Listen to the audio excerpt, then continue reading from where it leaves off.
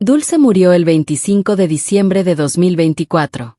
Había dejado por escrito donde quería descansar. Sus cenizas debían ser depositadas junto a las de su madre, en Matamoros, Tamaulipas. Parecía una última voluntad sencilla. Sin embargo, más de un año después, sus restos seguían sin llegar a ese lugar. La urna terminó en manos de familiares con quienes su única hija, Romina Mircoli, ya no podía comunicarse. Lo que comenzó como un trámite para despedir a una madre se convirtió en acusaciones cruzadas, documentos retenidos y acciones legales en México y Estados Unidos. ¿Cómo llegaron las cenizas de Dulce hasta esa situación? ¿Quién las conserva y por qué no se había cumplido la voluntad de la cantante? Para entenderlo hay que regresar a sus últimos meses de vida. Durante 2024, Berta Elisa Noé Gerat Cárdenas, conocida artísticamente como Dulce, atravesó graves problemas de salud. Había hablado públicamente de un tumor canceroso en un riñón y posteriormente enfrentó complicaciones pulmonares que requirieron hospitalización y una intervención delicada. Dulce estaba acostumbrada a mostrarse fuerte. Sobre el escenario interpretaba canciones como Tu muñeca, Lobo, Heridas y Déjame volver contigo, con una intensidad que parecía no dejar espacio para la fragilidad. Pero su condición comenzó a obligarla a detenerse. A finales de 2024 fue hospitalizada. Su familia pidió respeto y evitó revelar demasiados detalles mientras los médicos intentaban estabilizarla. La mañana de Navidad llegó la noticia. Dulce había muerto a los 69 años. Su despedida fue privada. No hubo un funeral abierto para recibir a compañeros, admiradores y medios de comunicación. Romina decidió mantener el proceso lejos de las cámaras. El cuerpo fue trasladado a una funeraria de la Ciudad de México y posteriormente cremado. Hasta ese momento, se trataba de decisiones familiares sobre cómo enfrentar el duelo. El problema comenzó después. Dulce había establecido que quería que sus cenizas fueran depositadas junto a las de su madre. Para ello había adquirido espacios en Matamoros, la ciudad donde nació. Romina recibió inicialmente la urna. Después, según su propia explicación, entregó los restos a una tía y a una prima de Dulce que se encontraban en Estados Unidos, con la intención de avanzar con el traslado definitivo a Tamaulipas. A partir de ahí, las versiones comenzaron a contradecirse. Los familiares señalaron que la urna habría sido enviada mediante un servicio de paquetería y aseguraron que llegó maltratada. Esa versión generó acusaciones sobre la manera en que Romina había manejado los restos de su madre. Romina sostuvo algo distinto. Afirmó que entregó las cenizas para facilitar el cumplimiento de la voluntad de Dulce, pero que después sus familiares dejaron de proporcionarle la documentación necesaria para utilizar los espacios funerarios y completar el traslado. La urna quedó en manos de ellos. No estaba con la hija de la cantante, pero tampoco había sido depositada junto a su madre. Pasaron los meses y la relación familiar se rompió. Romina reconoció públicamente que el asunto ya no podría resolverse mediante conversaciones privadas y que tendría que acudir a la vía legal. La discusión dejó entonces de ser solamente familiar. Se convirtió en una disputa sobre quién tenía derecho a custodiar los restos de Dulce y quién podía actuar para cumplir su última voluntad. Romina es la única hija de la cantante. Su postura es que necesita recuperar la urna y los documentos correspondientes para llevarla al lugar señalado por su madre. Los otros familiares también expresaron inconformidad por la forma en que se manejaron los restos y por distintas decisiones tomadas después del fallecimiento. Hasta el momento descrito en las declaraciones públicas, no existía una resolución judicial definitiva que permitiera afirmar que una de las partes tenía toda la razón. Lo confirmado era más simple y doloroso. Las cenizas continuaban lejos de Matamoros y la familia ya no conseguía ponerse de acuerdo.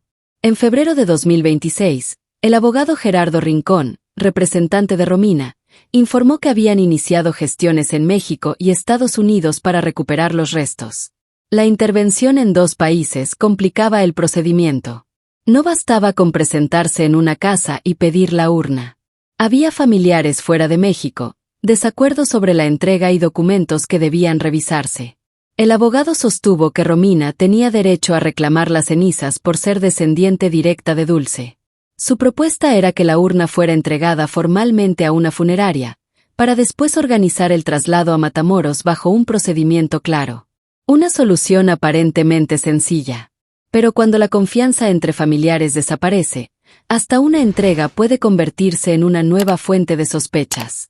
Romina también afirmó que había solicitado papeles relacionados con los espacios funerarios sin recibirlos. Señaló además que existían otros asuntos legales vinculados con el legado de su madre que debían resolverse por separado, porque las cenizas no eran el único motivo de conflicto. Después de la muerte de Dulce surgieron desacuerdos sobre el uso de su nombre, su imagen, sus regalías y la organización de homenajes. La representación legal de Romina cuestionó un espectáculo que el productor Sergio Gabriel presuntamente buscaba realizar utilizando la figura de la cantante sin contar con autorización de su hija. También se mencionaron diferencias relacionadas con una marca vinculada con Dulce, una posible línea de maquillaje y personas que afirmaban tener derechos o participación en distintos proyectos. El duelo quedó entonces rodeado por una lista de asuntos legales: el testamento, las cenizas, la imagen pública, las marcas, los homenajes y la herencia. Todos conducían a una misma pregunta: ¿quién podía decidir ahora sobre lo que Dulce había dejado? Cuando muere una figura conocida, su familia no recibe solamente fotografías y recuerdos. También puede recibir contratos, derechos, ingresos futuros y un nombre con valor comercial. Administrar todo eso exige acuerdos. Y en este caso, los acuerdos no existían. Ahora piensa en esto. Cuando una persona deja por escrito donde quiere descansar, ¿debería haber alguna discusión sobre cumplirlo? ¿O crees que los documentos, las custodias y la distancia entre países pueden volver complicado incluso un deseo tan personal? Escribe tu opinión en los comentarios. Y suscríbete si te interesan las historias que continúan después de que se apagan los reflectores. La voluntad de Dulce tenía además un significado emocional. Había nacido en Matamoros el 29 de julio de 1955. Aunque su carrera la llevó a Monterrey, Ciudad de México y escenarios internacionales, mantuvo un fuerte vínculo con Tamaulipas. Descansar junto a su madre representaba un regreso al lugar donde había comenzado su historia. Sin embargo, ese regreso quedó suspendido por una disputa entre personas que afirmaban defender la memoria de la misma mujer. Aquí es importante evitar una conclusión fácil. Las declaraciones públicas pueden provocar que el espectador busque inmediatamente a un culpable: la hija que habría enviado una urna de manera inapropiada, la tía que supuestamente se negó a devolverla o quienes reclamaban documentos y derechos. Pero las acusaciones todavía necesitaban ser comprobadas. Una narración responsable puede explicar lo que dijo cada parte. No puede afirmar intenciones que no han sido demostradas ni convertir declaraciones televisivas en una sentencia judicial. Lo indiscutible era el resultado. La instrucción de Dulce seguía sin cumplirse. Su única hija había recurrido a abogados para recuperar sus restos. Y una despedida que pudo unir a la familia había terminado profundizando sus diferencias. El conflicto resultaba especialmente doloroso porque Dulce construyó buena parte de su carrera interpretando amores rotos, separaciones y heridas familiares. Pero esta vez no existía una canción capaz de ordenar el problema en unos cuantos minutos. Había documentos, fronteras y un duelo expuesto frente al público. Romina no había perdido solamente a una cantante famosa. Había perdido a su madre. La relación entre ambas había tenido tensiones y distanciamientos que llegaron a comentarse en medios de espectáculos. Pero ninguna relación compleja elimina automáticamente el dolor ni el vínculo familiar. Después de la muerte, cada decisión de Romina fue observada: el funeral privado, la cremación, la custodia de la urna y la administración del legado. Cuando los restos quedaron fuera de su poder, el duelo se transformó también en una lucha jurídica. Los demás familiares, por su parte, también habían perdido a una hermana, una tía o una persona cercana. Su afecto por Dulce no desaparecía por el hecho de que Romina fuera su hija. Esa es la parte más difícil del caso. Varias personas podían creer sinceramente que protegían la memoria de Dulce, pero ninguna confiaba en la otra.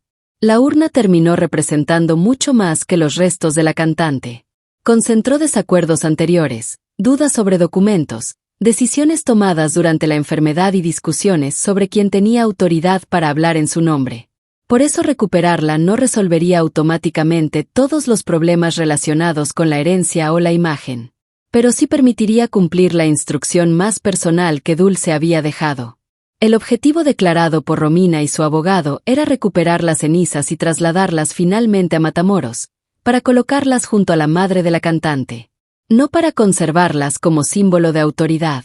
No para utilizarlas en una disputa pública, sino para darles el destino que Dulce había elegido. El proceso legal podrá determinar quién tiene derecho a la custodia y qué documentos deben entregarse. Pero ninguna resolución borrará el tiempo transcurrido ni las acusaciones que ya dividieron públicamente a la familia.